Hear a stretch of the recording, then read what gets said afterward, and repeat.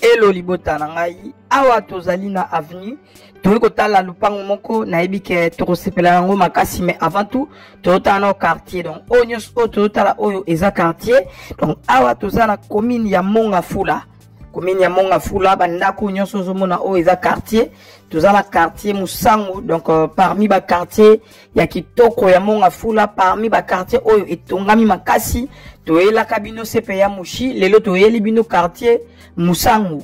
Donc beaucoup découvrir biloko ya bien oza awa wana bomuna avant tout la lupango to la sana no quartier ndenge zali bandako etongama et ndenge évolution ya quartier ezali. Donc wana bozomona bandako etongami tongami. Donc awa tozana Mongafula na ngambu ya Mama Koko.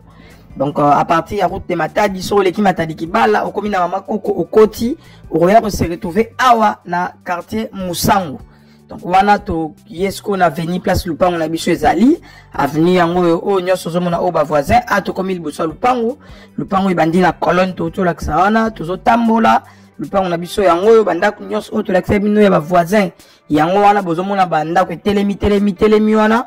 Donc place to la kisi wana ko banda na mur place to la ksaki wana ti awa monique. Donc déjà voisin peut déjà atchaki limite donc ti awa ezopesa biso 15 mètres. Donc banda awa ti na mur kuna 15 mètres et kokota na ndenge ya kati nde tozotambola boye tozokende ti place lupango esuki eza 22 mètres. Donc eza na hangar oyo bomoni mupandi wana hangar Antol. Donc na ngambu oyo ya ndaku eza ngambu ya ba voisin na bandeli ngambu oyo ya droite eza ngambu ya ba voisin. Donc lupango na biso na lobby eza 15 mètres x 22 na hangar oyo eza liboso na biso awa. Donc lupango oyo mobimba na yango babandi yango na prix ya $50,000 à discuter légèrement.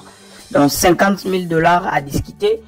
Otali quartier omoni ndenge batongi nde bazotonga ndenge quartier ezaleli. Donc lupango na biso oyo eza à naloba eza à 120 mètres à 150 mètres na makadam oyo ya entrée ya Mama Koko. Donc makadam oyo eza wana kolongwa na makadam wana place esuki ti place lupango na biso ezali eza ba 120 mètres. Donc eza emplacement moko ya bien et awa possibilité ya morcellement ezali. Donc possibilité ya morcellement ezali pona ba oyo balinga kosoma mapango ya ndambu. Donc lupango eza 15 mètres x 22 mais possibilité ya rediviser ngo pe par 2 ezali. Donc tokoki kokatela yo 8 mètres x 22 na 7 mètres x 22 soit 7 mètres et demi sur 22 7 mètres et demi sur 22. Dans le pango mobimba tolobi $50,000 à discuter légèrement et possibilité il y a morceler par des ezali. Donc wana a tobimi to zongeli suko la sa quartier to tambola mukie et bongo to bimasko na prince tolobi 120 mètres na makadam. Donc kolongwa awa eza place makadam esuki pona ba o bayebi Mama Koko ndenge zalaka makadam oyo bomona oyo awa eza comme arrêt. Donc kolongwa place to telemi wana tina lupango nde eza ba 120 mètres.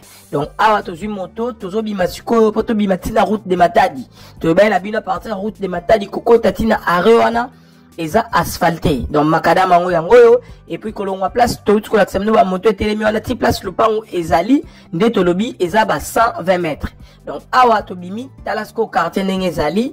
Donc ba supermarché zotongama au monde à la droite, ba supermarché koti au monde à la gauche, ba maison minena ba indien. Donc onyo sio lingo somba ezali awa.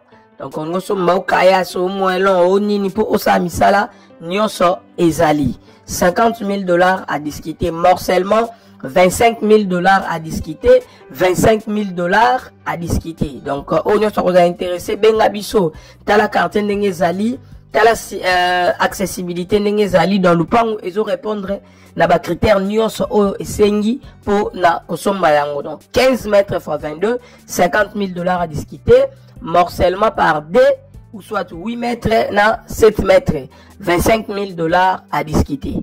Donc pour nous sommes intéressés, to bengani numéro est affiché na seba écran nabino, mikanda nyonso eza en bonne et due forme. Bonne chance nabino, merci beaucoup, bye bye.